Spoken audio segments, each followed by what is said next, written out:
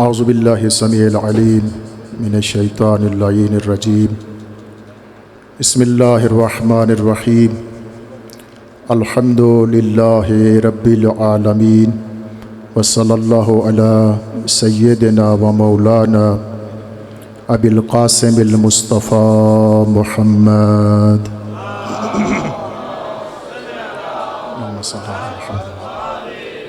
وعلى أهل بيته الأطيبين الأطهرين الأنجبين المعصومين الذين ذهب الله عنهم الرجس وطهرهم تطهيرا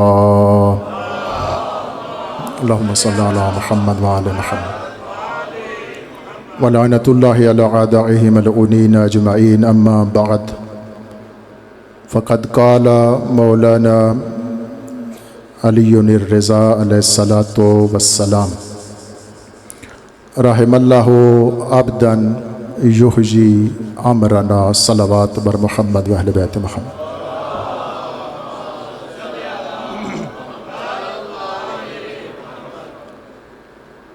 سب حضرات کا انتہائی تہ دل سے مشکور ہوں میں قبل اس کے کہ اپنا اختتامی کلمات آپ کی خدمت میں عرض کروں۔ یہ چونکہ ورکشاپ منعقد ہوئی تھی احیاء علوم اہل بیت علیہم الصلاۃ والسلام کے لیے، تو دل چاہتا ہے کہ ایک آیت اور ایک دو روایتیں اسی ضمن میں آپ کی خدمت میں پیش کر دی جائیں۔ قرآن پاک میں ارشاد ہے من احیاہا فکأنما احیا الناس جمیعا، کہ جس نے ایک انسان کو زندگی دی گویا اس نے پوری انسانیت کو زندگی دی۔ اس کی ایک ظاہری تفسیر ہے کہ جس سے مراد کہ آپ ایک ڈوبتے کو بچا لیں، ایک آدمی موت کے دہانے پر ہے، آپ اس کی زندگی کو بچانے کے لیے اقدام کریں، ایک یہ ظاہری معنی ہے اس کا۔ لیکن میرے چھٹے امام نے جو اس کی حقیقی تفسیر بیان فرمائی، فرمایا اس سے مراد ایک گمراہ انسان کو گمراہی سے نکال کر اس کو ہدایت کی طرف گامزن کرنا گویا ایسا ہے کہ اس نے پوری عالم انسانیت کو بچا لیا ہے۔ تو واقعاً یہ بہت بڑا کام یہ جو آپ آج اختتام پذیر ہوا ہے احیاء علوم آل محمد کے حوالے سے، اور اس میں آپ سب کا تعاون شامل ہے۔ میں نے ابتدائی کلام میں 8ویں امام کا ایک فرمان آپ کی خدمت میں پیش کیا ہے کہ جن کے علم کی زیارت بھی آپ کریں گے، مولا امام حسین کے بھی اور ان کے علم کی بھی زیارت کریں گے۔ انہوں نے اپنے ایک کلام میں ارشاد فرمایا رحم اللہ عبدا احیا امرنا، فرمایا اللہ اس بندے پر رحم فرمائے جو ہمارے امور کو زندہ کرتا ہے، جو کیا کرتا ہے جی؟ ہمارے امر کو زندہ کرتا ہے۔ اب دیکھیے امام کی دعا ہے، اور ظاہراً امام کی دعا جس کے حق میں چلی جائے امام کی دعا کبھی رد نہیں ہوتی ہے۔ تو ہمیں بھی دیکھنا چاہیے کہ وہ امر احیاء امام علیہ السلام کیا ہے کہ جس کے بارے میں امام یہ دعا فرما رہے ہیں کہ اللہ اس بندے پر رحم کرے جو ہمارے امر کو زندہ کرے۔ فقلت، تو راوی کہتا ہے میں نے امام سے پوچھا فکیف یحیی امرکم، مولا یہ آپ کا امر زندہ کیسے ہوگا؟ یہ آپ نے جو فرمایا ہے کہ اللہ اس بندے پر رحم کرے جو ہمارے امر کو زندہ کرے، تو آپ کا امر کیسے زندہ ہوگا؟ فقال علیہ الصلاۃ والسلام، تو امام علیہ السلام نے فرمایا کہ ان یتعلم علومنا ویعلمها الناس، ہمارا امر اس طرح زندہ ہوگا کہ جو بندہ بھی ہمارے علوم کو سیکھے اور صرف سیکھے نہیں بلکہ اس کو دوسروں تک پہنچائے، تو یہ ہمارے امر کو زندہ کرنا ہے۔ پہلے مرحلے میں علوم کو کیا کرنا ہے جی؟ سیکھنا ہے، اور علوم کو سیکھنا یہ واجب ہے۔ طلب العلم فریضہ، جو واجبات حرام اور حلال کا علم ہے یہ ہر بندے کے لیے کیا ہے؟ واجب ہے۔ فرمایا ہمارے علوم کو سیکھے اور صرف اپنے تک محدود نہ رکھے بلکہ دوسروں تک پہنچائے بھی۔ اور چھٹے امام نے بھی ایک بندے کے جو آپ سے کچھ سیکھنے کے لیے آیا تھا، جب جانے لگا تو کہا مولا میں نے جو کچھ آپ کو سیکھا ہے آپ سے، اس کو دوسروں تک پہنچاؤں بھی؟ تو آپ نے فرمایا لیکن پہنچانا تو ہے لیکن زبان سے نہیں پہنچانا، پہنچانا ہے لیکن زبان سے، بغیر السنتکم، اپنی زبان سے نہیں پہنچانا۔ اس نے کہا مولا پھر کیسے میں آپ کے علوم کو دوسروں تک پہنچاؤں گا؟ فرمایا خود نمونہ عمل بن جاؤ تاکہ تمہیں لوگ دیکھیں تو یہ سمجھیں کہ جن کے ماننے والے ایسے ہیں ان کے پیشوا کیسے ہوں گے۔ فرمایا تو ہمارے علوم کو سیکھے، دوسروں تک پہنچائے، اور پھر آخر حسرت ہے ایک امام کی، اور امام نے بیان فرمائی، فرمایا لو علم الناس محاسن کلامنا، اگر لوگ ہمارے کلام کی خوبصورتیوں کو پہچان لیتے تو لتبعونا، تو بے شک وہ سب ہماری اتباع کر لیتے۔ اس کا معنی کیا ہے؟ اس کا معنی یہ ہے کہ حقیقت میں ہم نے علوم اہل بیت کو یا سیکھا نہیں یا سیکھ کے دوسروں تک پہنچایا نہیں۔ اگر ہم پہنچا دیتے تو امام فرما رہے ہیں کہ لوگ سارے کے سارے ہمارے پہریکاروں میں شامل ہو جاتے۔ تو یہ سلسلہ جو ہم نے شروع کیا تھا یہ اسی سلسلے کی ایک کڑی تھی، تاکہ یہ ہمارے عزیز بچے یہاں سے آئیں، علوم آل محمد کو سیکھیں اور سیکھ کر دوسروں تک پہنچائیں۔ والدین کی خدمت میں بھی ایک چھوٹی سی پیغمبر کی حدیث بیان کر دوں۔ حضور نے ایک دفعہ کچھ بچوں کو دیکھا، ایک عجیب جملہ ارشاد فرمایا، فرمایا ویل لأولاد آخر الزمان۔ یہ ذرا توجہ سے میں یہ والدین کے لیے یہ حدیث عرض کر رہا ہوں۔ من آبائہم، فرمایا ویل ہے آخری زمانے کے بچوں کے لیے ان کے والدین کی طرف سے، ان کے اپنے والدین کی طرف سے ویل ہے، یعنی خود والدین ان کے لیے جہنم کا سامان فراہم کریں گے۔ فقیل، کسی بندے نے پوچھ لیا یا رسول اللہ یہ جو آپ کہہ رہے ہیں کہ ان کی آخری زمانے کے بچے جن کے اولاد کی وجہ سے وہ لوگ جہنم میں وہ بچے جائیں گے، آیا یہ والدین مشرک ہوں گے؟ ذرا توجہ کرنا ہے جملے پر۔ آیا یہ والدین کیا ہوں گے؟ مشرک ہوں گے کہ جو اپنے بچوں کو کہاں بھیجیں گے؟ جہنم میں۔ ظاہر ہے ان کے ذہنوں میں تو یہ سوال ہی نہیں تھا کہ آیا کوئی مومن والدین بھی اپنے بچوں کو جہنم میں بھیج سکتے ہیں؟ امام نے فرمایا اور حضور نے فرمایا نہیں، بل من آبائہم المؤمنین، بلکہ یہ میں مشرک والدین کی بات نہیں کر رہا ہوں، بلکہ ان کے والدین مومن ہوں گے۔ کون ہوں گے جی؟ مومن ہوں گے۔ یا رسول اللہ کیوں والدین مومن، پھر اولاد کے لیے جہنم کا سامان کیسے وہ فراہم کریں گے؟ فرمایا کہ وہ انہیں فرائض کی تعلیم نہیں دیں گے۔ پہلا جملہ کیا ہے جی؟ وہ انہیں فرائض کی تعلیم نہیں دیں گے۔ کون سی چیزیں آپ پر واجب ہیں، کون سی چیزیں آپ کے لیے حرام ہیں، کون سی ضروری ہیں، کون سی ضروری نہیں ضروری نہیں ہے۔ فرمایا پہلی بات تو یہ ہے کہ انہیں واجبات سے آگاہ نہیں کریں گے۔ اور دوسرا جملہ فرمایا اگر کوئی بچہ اس زمانے میں سیکھنا چاہے گا تو لمنعوہم، تو والدین اس کو روک دیں گے، یار چھوڑ مدرسے میں جا کر تو نے کیا کرنا ہے۔ پتہ نہیں میرا جملہ اوپر سے گزر گیا میرے خیال میں۔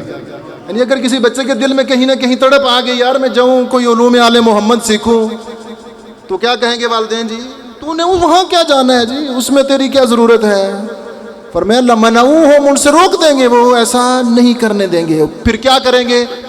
فرمایا والدین ان کو وہی چیز سکھائیں گے جو ان کی دنیاوی زندگی میں مددگار ثابت ہوگی۔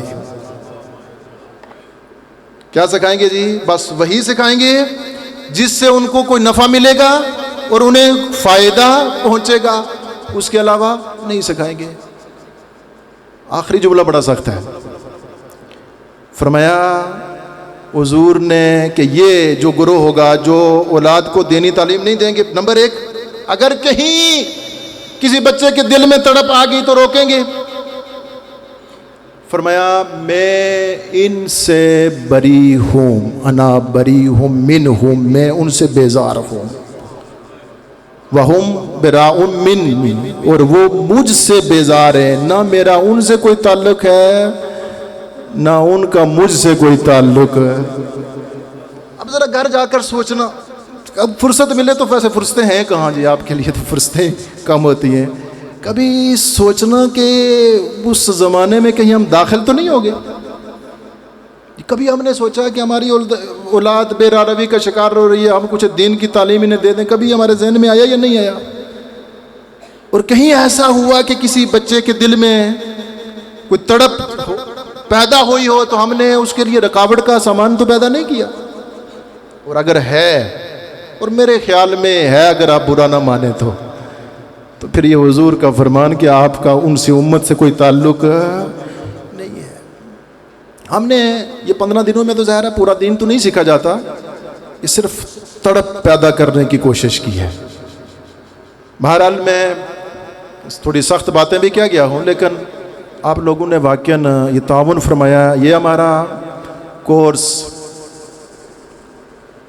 2008 سے دوبارہ یہ جب ہم نے یہاں کی ذمہ داریاں سنبھالی تو اس کے بعد سے تقریباً اس وقت تک صرف 2 سال یہ کورس کورونا کی وجہ سے منعقد نہیں ہو سکا، ورنہ تقریباً ہر سال یہ اسی طرح سے یہ ورکشاپ اور یہ اسلام شناسی کورس منعقد کیا جاتا ہے۔ لیکن اس دفعہ اس میں ظاہرہ زمانے کے ساتھ ساتھ کچھ تبدیلیاں بھی آتی ہیں۔ ہمارے انتہائی مکرم اور محترم برادر بزرگوار مولانا ذہین کاظمی صاحب، ایک عرصے سے ہمارا ان سے رابطہ چل رہا تھا، انہوں نے بزرگواری فرمائی، جیسا کہ آپ سن بھی چکے ہیں کہ یہ ایک دفعہ پہلے بھی مظفر آباد آزاد کشمیر میں ان بزرگواران محترم علماء کرام کی خدمات یہ وہاں بھی دے چکے ہیں۔ تو اس دفعہ ہم نے ان سے گزارش کی کہ اگر ممکن ہو تو آپ ہمارے ہاں تشریف لے آئیں۔ تو یہ 5 علماء کرام کی ٹیم جو قوم کے بھی ہیں اور نجف سے زیادہ علماء کرام موجود ہیں، مولا کائنات کے در سے تشریف لائے ہیں۔ اکثر برادران کراچی کے ہیں، ہمارے مولانا ذہین کاظمی صاحب مظفر آباد سے تھے۔ تو یہ علماء کا یہ وفد، اللہ ان کی توفیقات خیر میں اضافہ فرمائے۔ واقعاً میں تہ دل سے سب سے پہلے ان کا شکریہ ادا کرتا ہوں کہ ہمارا کورس تو پہلے بھی ہوتا رہا، لیکن جس محبت اور جس لگن اور جس اہتمام سے اس دفعہ یہ کورس آپ نے پایا اختتام تک پہنچا، شاید اس طرح پہلے منعقد نہیں ہوا۔ زیادہ سے زیادہ ہماری تعداد 100 تک پہنچی تھی اور پھر آخر میں 80 تک ہم جاتے تھے، لیکن اس دفعہ جیسا کہ آپ نے سنا کہ ہماری تعداد میں خاطر خواہ اضافہ ہوا، اور چھٹیاں بھی نہیں ہوئی تھی۔ یہ بھی اکثر لوگ دیر سے چھٹیاں ہوئی، اور پھر اکثریت تقریباً جو ہے وہ ہمارے تحصیل سے سائی سے ہی ہے۔ تو یہ واقعاً یہ اس لحاظ سے دیکھا جائے تو ماشاءاللہ یہ آپ کا بہت بڑا تعاون ہے۔ میں سب والدین کا بھی شکر گزار ہوں، اپنے ان علماء کرام کا بھی، جیسا کہ ذہین کاظمی صاحب کہہ رہے تھے کہ ویسے آئے تو یہ تھے واقعاً قربتان اللہ، دین کی خدمت کے لیے، جو کچھ پڑھا تھا اس کو پہنچانے کے لیے تاکہ امام کے اس فرمان کے شامل حال ہو سکے، لیکن شاید ان کے ذہن میں کہیں نہ کہیں ہوگا کہ آزاد کشمیر جا رہے ہیں، ٹھنڈے علاقے میں جی، اور پھر یہاں کا ماحول ہم نے کوششیں تو کافی کی، لیکن کیا کریں، گرمی کا کوئی توڑ نہیں ہے، جنریٹر چلاتے بند ہو جاتا، خراب ہو جاتا، ٹھیک ہو جاتا، یو پی ایس خراب ہو گیا، یہ ریگولیٹر سارے کے سارے جواب دے گے۔ اور آپ دیکھ رہے ہوں گے کہ شاید اس دفعہ جو गर्मी का जो उरूज था शायद इतना पहले कभी नहीं हुआ। चलो थोड़े दिन थी, लेकिन बहरहाल वो दिन इन्होंने हमारे साथ गुजारे। अल्लाह इनकी तौफीकात खैर में इजाफ़ा फरमाए। हम जो हक़ की खिदमत था वो अदा ना कर सके, मैं वाक़ई इन बुज़ुर्गवारान से माज़रत ख़्वाह हूँ। अलबत्ता जैसा कि ज़हीन काज़मी साहब ने कहा कि हमने शुरू दिन से ही ये ऐद किया था कि चूँकि तदरीसी और इस कोर्स को जो चलाने के जुमला मराहिल हैं, उसका जो ज़िम्मेदारी है उसकी वो इन्हीं बुज़ुर्गवारान के पास थी। हाँ, कभी कभी हम बैठ के एक दूसरे से मशवरा कर लेते थे, कोई तजवीज़ अगर देनी हो तो दे देते थे, वरना हमने चूँकि कोशिश यही थी कि जिस बेहतरीन अंदाज से ये चला रहे हैं उसमें कहीं पर कोई रुकावट दरमियान में पेश ना आए जी। तो और इन्होंने भी हमारी तवक्कुआत से कहीं बढ़कर इस कोर्स को अपने पायाए तकमील तक पहुँचाया। खुदा इन बुज़ुर्गवारान की तौफीकात खैर में इजाफ़ा फरमाए। अल्लाहु अकबर।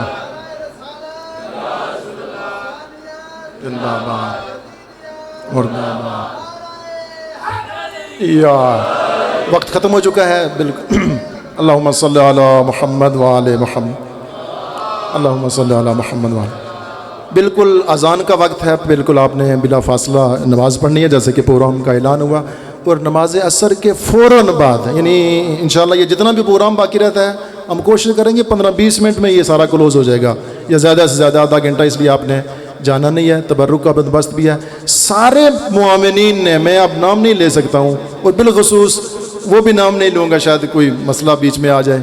आज की नियाज़ का एहतमाम जिन बुज़ुर्गवारों ने किया है, परवरदिगार इन सब की तौफीकात खैर में इजाफ़ा फरमाए। बस एक जुमला छोटा सा सुन लें। हज के अयाम है, पूरी दुनिया खाना काबा के हज के लिए आ रही है और काबा का वारिस काबा को छोड़ कर जा रहा है। अल्लाह अकबर। अल्लाह आपको हज की तौफीक नसीब फरमाए। इमाम हुसैन आपने हज का इराम, जो बाज़ उलमा के नज़दीक उन्होंने शुरू से ही उम्रे का इराम बांधा था, वो छोड़कर कूफा की जानिब जा रहे हैं। अज़ादरान हुसैन जब मौला ने पक्का फैसला कर लिया ना कि कूफा की तरफ जाना है, तो इमाम हुसैन के भाई मोहम्मद हनफिया भी उन दिनों कूफा में थे।